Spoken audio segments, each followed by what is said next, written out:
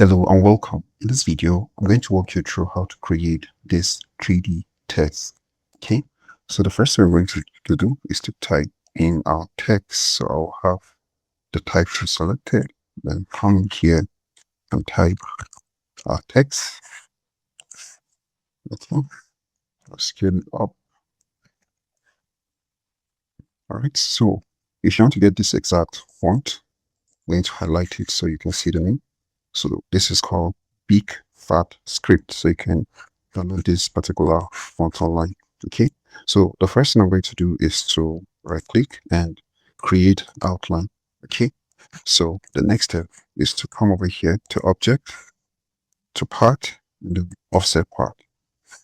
All right. So here you can set the offset with a value lower than this or slightly higher than this, but I'm going to leave that at 1. And then you can set the joints from meter to round. Okay, so with every other setting the same, I'm going to click on OK. So with this, I can now either double click here to go into isolation mode, or you can right click and ungroup. Okay, so now that you've ungrouped, you can select this inner and then come over here and give it this color, and then select the outer shape, then come here and give it this color. Okay, so now I believe we can group this by pressing Ctrl G.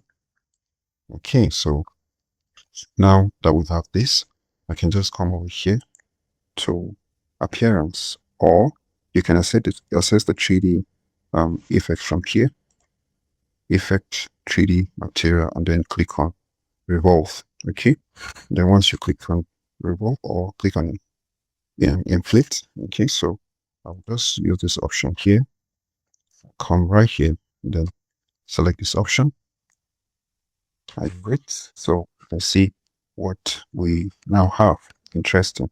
So the first thing I'm going to do here is I'm going to change this presets. It's currently set at front. I'll set it to off axis front. Okay, and the reason is because if we increase the volume,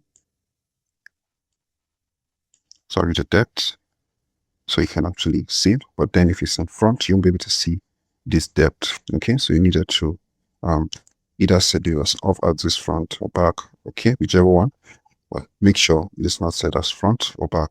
Okay, so I'm going to reduce this amount like so. All right, so the next thing you can do is to adjust this different rotation. You can rotate it this way or along the y-axis and then along the z-axis. Okay, so this same rotation, this same process, you can simply come over here. So you're going to take note of the changes that happen with the cursor. So currently you can see the icon on the gizmo is set as globe. So it means you can rotate this however you want in a free form. Okay, and then with this tells you can rotate it along the z-axis, and then this particular icon, if you bring it here, you can see it has changed. You can rotate it along the z-axis. All right, so that is it on the rotation. So the next thing we can actually adjust is here. Okay, so here in the material, you can see this different material, but then we're not going to use any of this. We'll still maintain the base material, but then we need to come down here. So here, this roughness basically means, you know, if you want something to be shiny, you definitely need to reduce the roughness. Okay, so if with more roughness, and then comes the object shininess reduced, so we have to reduce this roughness. So the metallic value can increase it. So now you can see we're having a bit of brightness. So I'm going to adjust this a notch so you can see what we have. Okay, so this is very interesting. I like this. So now you can go back to lighting. So in lighting, you can make adjustments to the light direction. Okay, so this is what I'm currently doing right here. And then you can adjust the intensity, the rotation if you want, just ever so slightly. Okay, and then you can come here and then play with the intensity. Okay, but then I don't want the shadow to be too dark. So that's the reason why you just need to be a little bit careful there. Okay, so I like what I have so far, so good. Okay, so another thing that is very crucial that I want to draw your attention to, it's in this particular option here where you can render.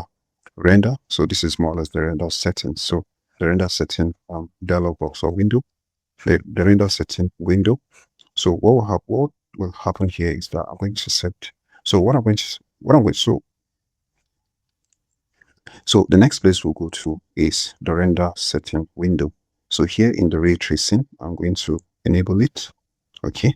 Now, the reason we want to render this is so that it's going to give us um, a better look, a better 3D look and feel. Okay. So more like something that can be rendered in programs like Blender, Maya, and the likes of them. Remember, this is still Illustrator, and then you're creating this 3D um, um, this you're converting the text to a 3D shape, which is interesting. So you have to render it for it to look better. Okay. So having set this quality to high, um, you're going to leave reduce noise. Okay. So now, if before I click on this render, I want to draw your attention to something here. Okay. So once you click here, you can, if you set this resolution at 300, depending on the computing power of your machine, either PC or Mac, it will take a longer time to render. But if you set it at 72, it's going to render fast. But ideally, you have to leave it at 300. Okay, so it's going to take long, but just be patient. Once it's done, the output is going to look very interesting. So basically, this is what I just have to do here. So I'm going to click on OK. So now that we've done that, we make sure the quality is on high and then click on render. So there, it's going to kickstart any moment from now. All right. So after waiting for just a few minutes, you can see the final output looking a lot better and good looking. Okay. So now all we need to do here is to just close this up, and then we can now add our background. Okay. So with this added, I'm going to send this to the back. Okay. So we're going to change this to gradient. Okay. So basically I use the same color that we used here. So let me just show you the hex value. So if you click here, come over here, so you can use the same exact hex value, which is here. And then for this coffee color, coffee brown color, this is the hex value. Okay. So what I'm going to do, I'll click on this gradient so that we can see this option here. So this is what we're going to do. We're going to drag this out. Just to drag this out some more.